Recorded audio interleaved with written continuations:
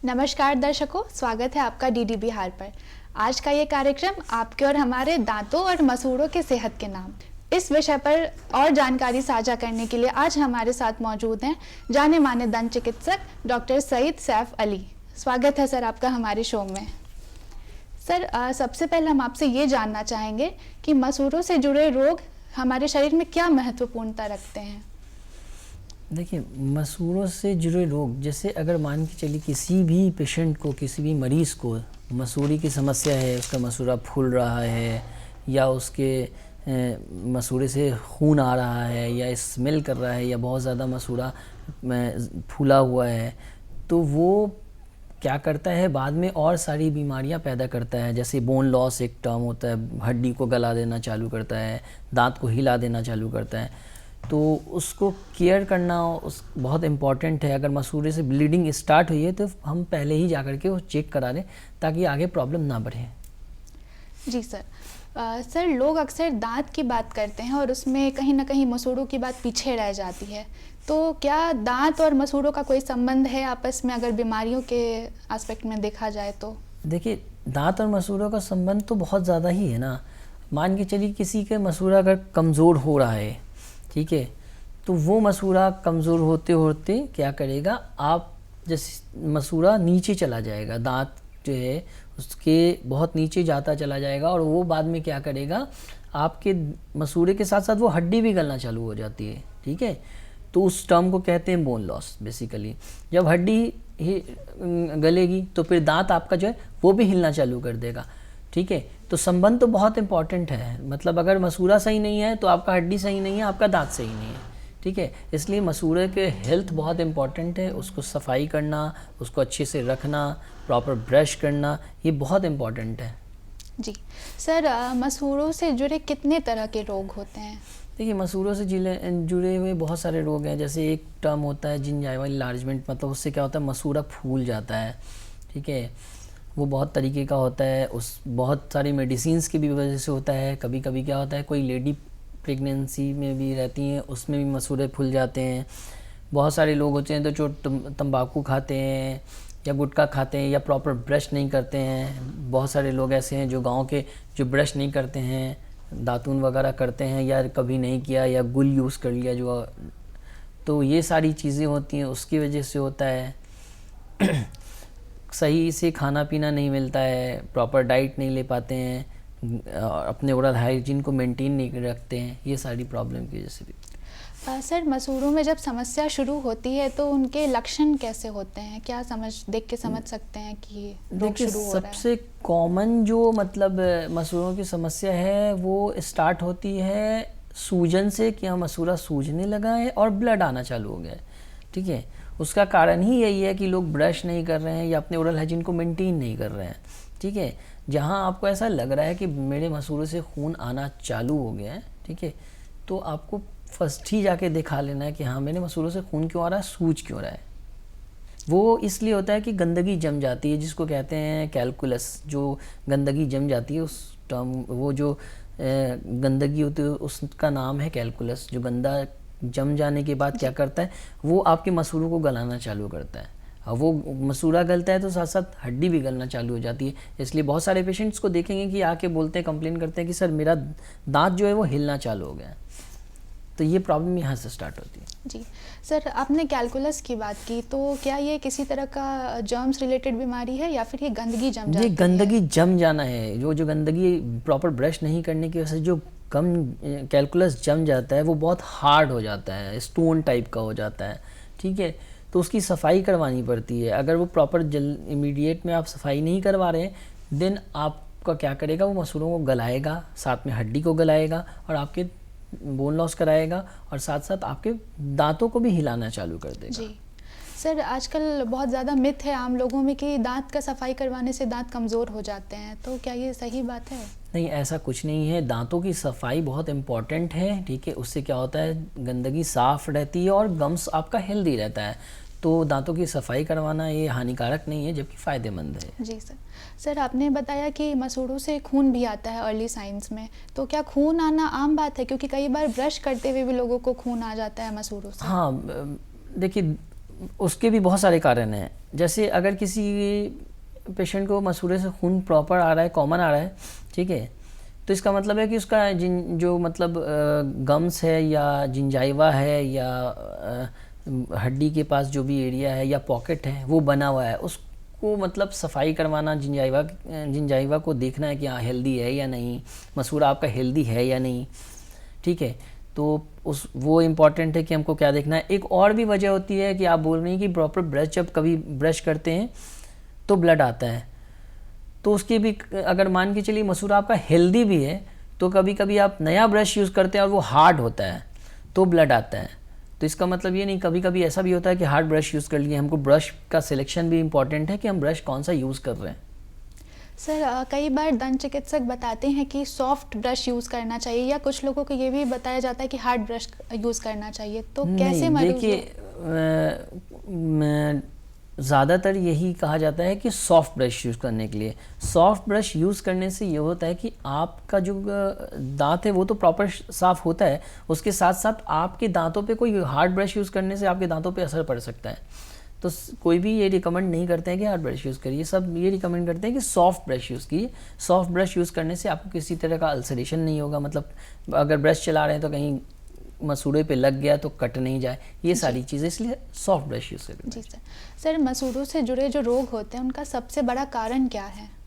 देखिए, मसूड़े से जुड़े हुए रोग का बहुत सारा कारण है। जैसे गांव घर के लोग होते हैं वो ब्रश प्रॉपर नहीं करते हैं, मतलब वो उठ तो जाते हैं लेकिन 12 बजे 1 बजे ब्रश किया तो किया, नहीं तो नहीं किया, ठीक है। या कभी कभी ऐसा होता है कि बस हाथ से ही लोग गांव में या गुल यूज़ कर लिया, ठीक है, पेस्ट नहीं यूज़ करते हैं, तो वो सारी चीज़ें होती हैं जिसकी ये एक कारण है। दूसरा कारण ये है कि बहुत सारे लोग हैं जो गुटखा आज के टाइम में कॉमन लोग खाने लगे हैं, स्मोकिंग, ठीक है, बिटल नट च्यूइंग हुआ, टोबैको हुआ, ये सर मतलब तंबाकू खाना, ये सारी चीज़ें, ये भी एक कारण है, ठीक है जी। तो ये कारण है, तो इसको अगर हम रोकें, इसको ना करें तो मसूड़ा हेल्दी रहेगा। जी सर, आपने बताया तंबाकू खाने से या स्मोकिंग करने से दांत पे असर पड़ता है, तो किस तरह से वो दांत को ख़राब कर रहे हैं? देखिए, तंबाकू खाने से या गुटखा खाने से, ठीक है, असर क्या पड़ता है, वो आपके मसूड़ों को गलाता है, ठीक है। एक तो दूसरा क्या है कि आपके दांतों के बीच में बड़ा बड़ा जगह बन जाता है जिसको कहते हैं पॉकेट, ठीक है, गैप बन जाना दांतों के बीच में, दांत में नहीं, बेसिकली दांतों के बीच में, जो क्या करता है वो बाद में चल करके बोन लॉस कराना चालू करता है, हड्डी को गलाना चालू करता है। कभी कभी ऐसा होता है कि हड्डी इतनी गल जाती है कि दांत पूरा निकलता है, साथ साथ में जबड़ा भी गलाना चालू कर देता है, ठीक है। तो ये एक प्रॉब्लम है। सर, आपने पॉकेट के बारे में बोला, तो पॉकेट का क्या साइन सिम्टम होता है? देखिए, पॉकेट का क्या है कि अगर पॉकेट बन गया तो पहली चीज़ है कि सेंसिटिविटी होती है, मतलब कुछ भी खाया ठंडा या गर्म बहुत तेज़ सनसनाहट होगी। कुछ भी खा रहे हैं उस जगह पे जाके फंस जा रहा है, ठीक है, वो निकल नहीं पा रहा है, मतलब गड्ढा बहुत ज़्यादा बन गया है, अब उससे निकल नहीं पा रहा है, ठीक है। तो वो एक साइन सिम्टम है। दूसरा कि जब बहुत ज़्यादा पॉकेट बनने लगता है तो दांत हिलने भी लगता है, तो उसका ट्रीटमेंट है। उसका ट्रीटमेंट बेसिकली ये है कि अगर बहुत ज़्यादा नहीं बना हुआ है तो स्केलिंग करके हम लोग, ठीक है, सफाई करने के बाद हम लोग मेडिसिन चलाते हैं। अगर बहुत ज़्यादा बन गया है तो बोन लॉस होने में, पॉकेट बनने का मतलब हुआ कि उस जगह का बोन जो है वो गल गया बेसिकली, ठीक है। तो हम लोग उसका भी ट्रीटमेंट करते हैं कि हम लोग बोन फॉर्मेशन कराते हैं, जो आज के टाइम में आता है बोन ग्राफ्ट करके, कि बोन ग्राफ्ट उस जगह पे फ्लैप को हटाते हैं, मतलब मसूड़ों को खोल करके सफाई करने के बाद हम उसमें बोन ग्राफ्ट डालते हैं, ठीक है। बोन ग्राफ्ट डालने के बाद उसके बाद उसमें टाका वगैरह मार करके उसको, ताकि वो वहाँ पे बोन बन सके, ठीक है। फिर वो बाद में जाकर के मोबिलिटी कम हो जाती है, तो ये भी ट्रीटमेंट है बेसिकली। जी सर, आपने बातों में अभी स्केलिंग का चर्चा किया है, तो स्केलिंग किस तरह का ट्रीटमेंट है, क्या ये सेफ है? देखिए, स्केलिंग मतलब बेसिकली क्या हुआ कि दांतों की सफाई, तो दांतों की सफाई तो ये अच्छी चीज़ है ना, इसको तो कराना है ना। कोशिश करें हम कि अगर 6 महीने पे डॉक्टर से एक बार विजिट ले लें, नहीं ले पाए तो कम से कम साल भर पे एक बार विजिट ले लें। स्केलिंग अगर करा लेने से आपका गम्स हेल्दी होता है, आपके बोन लॉसेस के चांसेस नहीं होते हैं, ठीक है। ये सारी चीज़ें हैं। और लोगों का कहना है कि हम बार बार सफाई कराते हैं तो मेरा जो है मसूड़ा भी ख़राब हो जाएगा और मेरा दांत भी ख़राब हो जाएगा, दांत के ऊपर का जो लेयर होता है वो घिस जाएगा। ऐसा कुछ नहीं होता है। मतलब दांतों की सफाई कराने में कोई हर्जा नहीं है जी। सर फ्लॉसिंग भी लोग कई बार करते हैं, तो क्या वो वैकल्पिक है या वो करना चाहिए? देखिए फ्लॉसिंग मतलब बेसिकली फ्लॉस बहुत तरीके के होते हैं। एक होता है कि थ्रेड, धागा जो होता है वो फ्लॉसर हो गया, एक इस टूथपिक आता है वो भी फ्लॉस हो गया एक तरह का, एक आता है वाटर फ्लॉसर, ठीक है, या कोई वार्म साइन मतलब जो होता है गर्म पानी सुसुम पानी उससे कुल्ला कर रहे हैं, तो ये सारी चीज़ें करना ठीक है। बट अगर पिन बार बार वो जो यूज़ कर रहे हैं वो कभी कभी अनसेफ होने लगता है, तो उसको ना इस्तेमाल करें। हाँ, वाटर फ्लॉसिंग करें, बहुत अच्छी चीज़ है।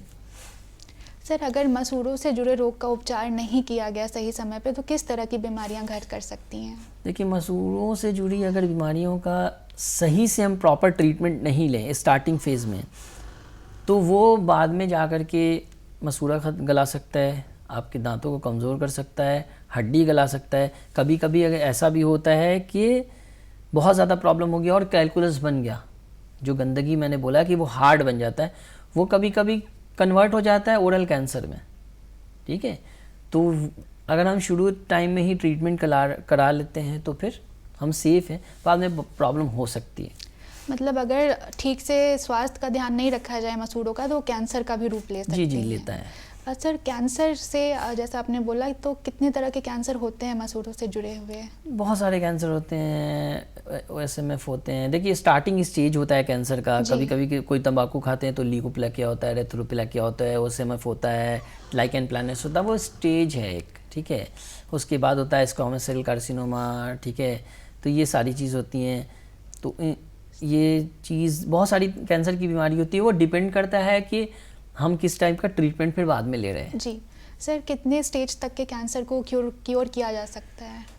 देखिए अभी तक तो ये कहा जाता है कि सेकेंड स्टेज तक के कैंसर को ठीक किया जा सकता है, थर्ड स्टेज के कैंसर को ठीक किया जाता है जी। पर इन कभी कभी केसेस में क्या होता है कि सेकेंड स्टेज के कैंसर भी बहुत जल्दी पेशेंट्स को हो जाता है, तो वो चांसेस नहीं होता है उनको ठीक होने का।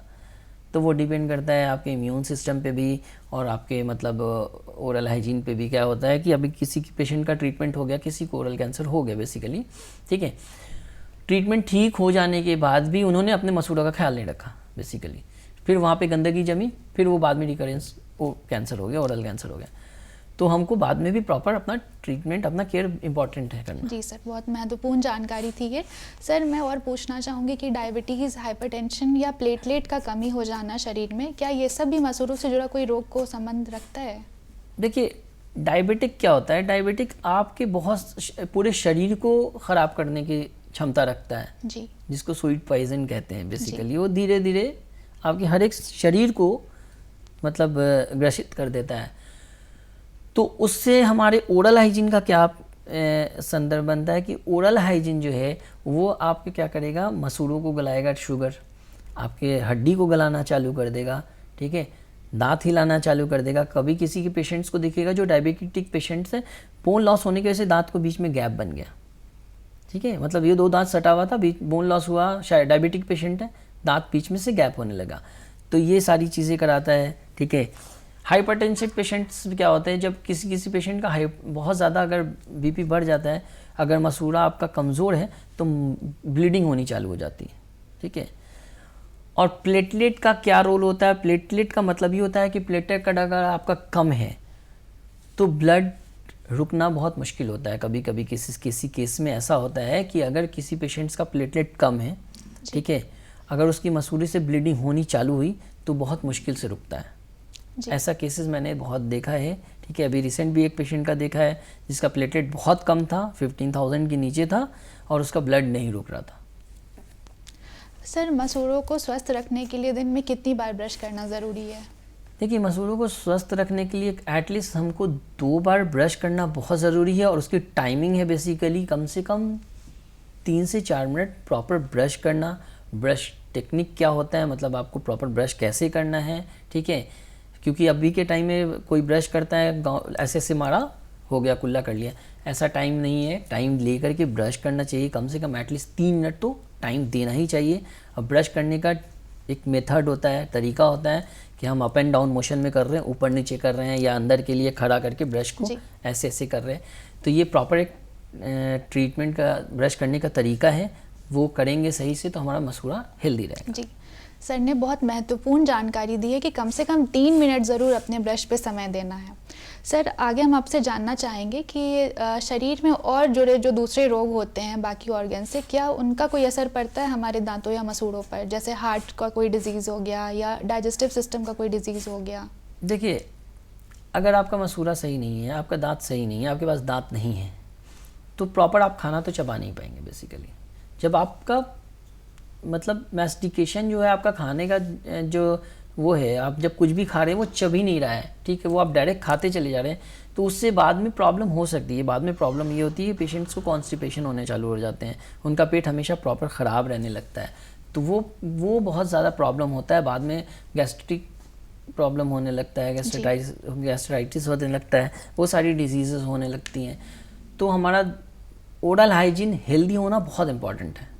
जी, ठीक है, ओरल हाइजीन अगर इम्पॉर्टेंट नहीं होता, हेल्दी होना नहीं ज़रूरी होता, ठीक है, तो लोग अपना ट्रीटमेंट नहीं कराते, या लोग अपने दांतों को लेकर के अवेयर नहीं होते, या कोई भी सरकार जो है वो आज के टाइम में कैंपेनिंग नहीं चला रही होती अपने ओरल हाइजीन को लेकर के, यहाँ आप अपने ओरल हाइजीन को मेंटेन रखिए, ओरल कैंसर से बचिए, ये सारी चीज़ें, टोबैको मत यूज़ कीजिए, ये सारी चीज़ें सरकार भी नहीं करने देती। जी, तो ओरल हाइजीन बहुत इम्पॉर्टेंट है, बहुत इम्पॉर्टेंट प्ले करता है, रोल प्ले करता है आपके मतलब डाइजेस्टिव सिस्टम को ठीक करने के लिए। जी।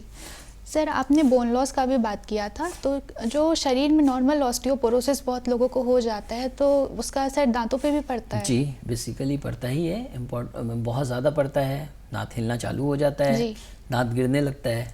जी सर, और ओरल हाइजीन का भी आपने बोला, तो ब्रश के साथ कई लोग ब्रश नहीं करके दातून यूज़ कर लेते हैं, क्या वो सही है यूज़ करना? देखिए, ब्रश इम्पॉर्टेंट इसलिए होता है कि ब्रश जो होता है ना, उसके अंदर जो भी ब्रेसेस लगे होते हैं, जो भी उसका जो लगा हुआ है ब्रश में, जो ऊपर का तार वगैरह जो लोग गांव में बोलते हैं बेसिकली, ठीक है, वो क्या करता है, वो आपके दांत के चारों तरफ जो दांत का या गम्स का चारों तरफ का एरिया, उसको साफ करने का काम करता है, ठीक है। और आप दातून जो यूज़ कर रहे हैं वो हार्ड है, ठीक है, आप कहाँ पे कर पा रहे हैं उसको, जी, ठीक है। तो ब्रश क्या कर रहा है, आपके चारों तरफ के एरिया को हर जगह वो जा रहा है और उसको साफ कर रहा है, ठीक है। तो ब्रश का रोल बहुत इंपॉर्टेंट है। अगर ब्रश हम प्रॉपर नहीं कर रहे हैं तो बाद में प्रॉब्लम हो सकती है, ठीक है। तो ब्रश करना ज़्यादा सेफ है कंपेरिजन टू दातुन। सर टूथब्रश भी लोग आजकल तरीके का यूज़ करते हैं, नमक वाला हो गया या फिर चारकोल वाला हो गया, तो क्या वो सब सेफ है यूज़ करना दांतों के लिए? देखिए, टूथपेस्ट डिपेंड करता है कि किस पेशेंट्स को कौन सा टूथपेस्ट यूज़ करना है बेसिकली, ठीक है। और आज के टाइम में बहुत सारे टूथपेस्ट यूज़ आ गए हैं कि हाँ दांत सेंसर आ रहा है, उसके लिए पेस्ट यूज़ आ रहा है। बहुत सारे पेशेंट्स ऐसे हैं जिनको कैविटी लगने लगी, ठीक है जी। तो वो डिपेंड करता है कि आपको कौन सी बीमारी का, किसी पेशेंट को होता है फ्लोराइड, एक होता है फ्लोराइड की कमी की वजह से जो है कैविटी होने चलना चालू हो जाता है या दांत झाड़ना चालू हो जाता है, तो उस पेशेंट्स को हम लोग फ्लोराइड वाला पेस्ट देते हैं, ठीक है। गम्स को अगर मजबूत करना है, अच्छा करना है, तो उसके लिए बहुत सारा पेस्ट आता है, जैसे कुछ पेस्ट में क्लोव मिला रहता है, लौंग मिला रहता है या सॉल्ट मिला रहता है, तो वो सारी चीज़ें देते हैं हम लोग। मतलब वो यूज़ करना सेफ़ है जी, अगर सही जगह पे यूज़ किया जाए तो। सर बड़े लोगों में अक्सर देखा जाता है 60 या 65 के बाद दांत हिलने लगते हैं या गिरने लगते हैं, तो क्या ये मिथ है या फिर एक नॉर्मल प्रोसेस है? देखिए, वो डिपेंड करता है कि आपका ओरल हाइजीन पहले कैसा था, जी, ठीक है। मतलब आपने पहले अपने दांतों को कैसे रखा, जी, ठीक है। पहले आपने दांतों को अच्छा नहीं रखा, आपने प्रॉपर ब्रश नहीं किया, हेल्दी नहीं रखा, तो 60 साल की उम्र में आके दांत गिर रहा है, तो वो आपकी गलती भी तो है, जी, ठीक है। और कभी कभी ऐसा होता है कि डायबिटिक पेशेंट है तो उनका गिर रहा है, या बोन लॉस हो रहा है तो गिर रहा है, ठीक है। एज आने पे तो हो ही जाता है, ठीक है। लेकिन बहुत सारे पेशेंट्स को आप देखेंगे, बहुत सारे लोगों को देखेंगे कि 95 के हो गए हैं, 80 प्लस हो गए लेकिन उनका दांत बहुत मजबूत है। जी ठीक है, क्योंकि उन्होंने अपने दांतों को हेल्दी रखा है, उन्होंने वो सारी चीज़ें की हैं। जैसे गांव के लोगों को देखते हैं कि गन्ना खा रहे हैं, जी ठीक है, जी या कुछ भी है दांत से काट के खा रहे हैं जी बेसिकली, ठीक है। तो दांत से खा रहे हैं तो वो तो एक्सरसाइज हो रहा है ना, वो मैस्टिकेशन तो हो रहा है ना, ठीक है, वो मैस्टिकेशन तो हो रहा है, आपके दांतों पे प्रेशर तो पड़ रहा है, आपके दांत का एक्टिविटी तो हो रहा है ना, ठीक है। तो लोग गन्ना खाते हैं या देखते होंगे गाजर खा रहे हैं, सेब खा रहे हैं, तो वो भी खाना एक मतलब फ़ायदेमंद है, ठीक है। और आपने नहीं खाया, बहुत सारी चीज़ें हैं, प्रॉपर ब्रश नहीं किया तो दांत झड़ रहा है, तो ये मिथ नहीं कहेंगे एक तरह का। जी, ये मतलब दिनचर्या सही नहीं है तो दांत तो झड़ना शुरू जी। हो जाएगा। और सर हम और जानना चाहेंगे आपसे दांत के हेल्थ के बारे में कि जैसे आपने बताया 2 बार ब्रश करना भी ज़रूरी होता है, 3 मिनट देना होता है ब्रश को। और जो बच्चे होते हैं सर, उनका कई बार दूध का दांत गिरता है और नए दांत आना शुरू होते हैं, उस टाइम भी मसूड़ों में कुछ ना कुछ प्रॉब्लम आता है, तो क्या वो नॉर्मल है? देखिए दांत जो बच्चे के होते हैं उनके मुंह में 20 दांत होते हैं, बच्चे के दांत मुंह जी। में, और बड़े के मुंह में 32 दांत होते हैं। तो जो बच्चे के दांत आते हैं वो एक सर्टेन टाइम पे उसको झड़ना ही है, हटना है, हट करके फिर परमानेंट टूथ आना है। बच्चे के जो दांत होते हैं उसको मिल्क टूथ कहते हैं, जो दूध का दांत कहते हैं लोग, ठीक है। और जब बड़े लोगों का दांत आने लगता है तो उसको परमानेंट टूथ कहते हैं, ठीक है। वो एक सर्टेन एज तक आ करके ख़त्म हो जाता है दूध का दांत।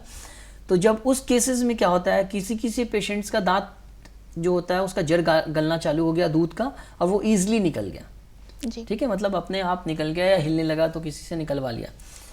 कभी कभी क्या ऐसा होता है कि दूध का दांत एज इट इज़ मतलब वहीं पे है और परमानेंट तो दूसरे साइड से आ गया, जी ठीक है। जी। तो हमको ये भी देखना है कि दूध का दांत जो आ रहा है, परमानेंट दूध जो आ रहा है, वो दूध का दांत उसके साथ साथ निकल रहा है कि नहीं निकल रहा है, जी। ठीक है। कभी कभी आप देखेंगे कोई पेशेंट्स आया कंप्लेन लेकर कि सर मेरी बच्ची है, वो 10 साल की, उसका दांत यहाँ से फूल गया है। जी बेसिकली वो कभी कभी फूलता नहीं है, वो दांत दूसरी साइड से आना चालू हो जाता है और उसका जो दूध का दांत है वो रह जाता है एज इट इज, ठीक है। जी। तो आप देखेंगे कि जब बच्चे बड़े हो जाते हैं, 12-13 साल के हो जाते हैं, तो उनका दांत टेढ़ा मेढ़ा होता है, जी जी ठीक है। क्यों होता है? दांत सही टाइम पे नहीं झड़ने की वजह से, या थंब सकिंग हैबिट होने की वजह से, दूध मतलब कभी कभी जेनेटिक भी होता है, तो ये सारी चीज़ें।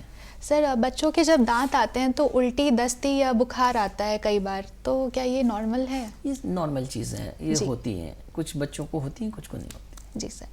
सर, आप दर्शकों से और क्या साझा करना चाहेंगे जिससे कि मसूड़ों का हेल्थ बहुत अच्छे से बना रहे? देखिए, हम दर्शकों से ये कहना चाहेंगे कि अपना ओरल हाइजीन मतलब अपना मुंह जो है, आप अपने दांतों की सफाई करें, अपने मसूड़ों को हेल्दी रखें, स्वस्थ रखें। अगर स्वस्थ नहीं रखते हैं, ठीक है, तो बाद में जा कर के आपको बहुत सारा प्रॉब्लम हो सकता है, ठीक है। कभी कभी क्या होता है, बच्चे जो हैं वो ब्रश नहीं करते हैं और वो बड़े होते जाते हैं, जब उनका परमानेंट टूथ आने लगता है तो उस टाइम में उनका दांत जो है, मसूड़ा जो गलने लगता है और हिलने लगता है, ठीक है। मतलब 22 साल 23 साल के बच्चे हैं और उनका मसूड़ा गल गया और पूरा दांत हिल रहा है, ठीक है। अब उस केसेस में जो है, अगर पहले से केयर नहीं कर रहे हैं तो बाद में क्या होगा कि बच्चों का जो दांत है उसको निकालना पड़ेगा। तो हम उसका भी केयर करें, प्रॉपर ब्रश करें, सही से ओरल हाइजीन को मेंटेन करें, खाना पीना सही से खाएं, तंबाकू यूज़ ना करें, सिगरेट ना यूज़ करें, इस्तेमाल करें, गुटखा ना खाएं, ये सारी चीज़ें मेंटेन करें। और बहुत सारे लोग ऐसे हैं जो तंबाकू लिया मुंह में और लड़क करके सो गए, ठीक है। तो ये सारी चीज़ें ना करें, उससे हमारा ओरल हाइजीन बहुत अच्छा रहता है। प्रॉपर खाना लें, 2 टाइम ब्रश करें, टाइमिंग है कि हाँ 3 से 4 मिनट प्रॉपर ब्रश करना ही करना है, ठीक है। ब्रश किस तरह का यूज़ करना है, तो सॉफ्ट ब्रश यूज़ करना है। ब्रश करने का टाइमिंग होता है जो बताया गया आपको, उसको फॉलो करना है, ठीक है। कोशिश ये करें कि एटलीस्ट रात का रात एक बार सुसुम पानी नमक डाल के कुल्ला कर लें। हर रोज़ नहीं कर सकते हैं तो 3-4 दिन 5 दिन पे कर लें। ये सारी चीज़ें आपकी ओरल हाइजीन को मेंटेन करके रखेगी, आपके मसूड़ों को स्वस्थ रखेगी, आपके दांतों को स्वस्थ रखेगी, साथ साथ आपके जो दांत से जुड़े हड्डी है, जो हड्डी जिसका बहुत इंपॉर्टेंट रोल है आपके दांत को मजबूत रखने के लिए, वो नहीं गलेगा और आपका हड्डी मजबूत रहेगा तो आपका दांत भी मजबूत रहेगा और मसूड़ा भी मजबूत रहेगा। जी, बहुत धन्यवाद सर। पायरिया बहुत कॉमन है सर, आजकल लोग पायरिया टर्म का यूज़ कर रहे हैं, आम लोग भी इसका यूज़ कर रहे हैं। इसके क्या ट्रीटमेंट और साइन सिम्टम क्या है देखिए, इसके? पायरिया बेसिकली होता क्या है? पायरिया ये होता है कि आपने देखा होगा कि जो पेशेंट्स हैं उनकी चारों तरफ गंदगी जम गई है और मसूड़ा फूल गया है और खून आने लग रहा है, बहुत ज़्यादा ब्लीडिंग हो रही है। जब वो ब्रश कर रहे हैं, जब वो खा रहे हैं या रात में सो के उठ रहे हैं तब ब्लड आ रहा है। तो उसका ट्रीटमेंट ये है कि पहले हम डॉक्टर से दिखाएं, ठीक है। उससे इलाज करवाने का पहला ट्रीटमेंट ये है कि सफाई दांतों की, जिसको स्केलिंग कहते हैं, वो इम्पॉर्टेंट है। वो करवाने के बाद मेडिसिन्स चलते हैं, मेडिसिन्स चलने के बाद पेशेंट ठीक हो जाते हैं। अगर पायरिया का ट्रीटमेंट फर्स्ट में नहीं करते हैं, जल्दी नहीं करते हैं, देन वो फिर आपके मसूड़ों को गलाना चालू करेगा, ठीक है, आपकी हड्डियों को गलाना चालू करेगा। ये पहला स्टेज है पायरिया, जो कि आप बाद में जाकर के ये आपके हड्डी को गलाना चालू करेगा, आपके पॉकेट बनाएगा, आपके दांतों को हिला देना चालू करेगा। तो बहुत इंपॉर्टेंट है कि पहले हम जाकर ट्रीटमेंट करें।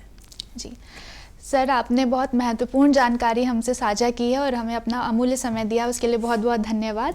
आशा है कि हमारे सारे दर्शक अपने दांतों और मसूड़ों के स्वास्थ्य का ख्याल रखेंगे और सर ने जैसे बताया उस तरह से अपने ओरल हाइजीन का ध्यान रखेंगे। आज के लिए बहुत बहुत धन्यवाद। मिलते हैं अगले कार्यक्रम में एक नए विषय के साथ, तब तक के लिए दीजिए इजाज़त। धन्यवाद।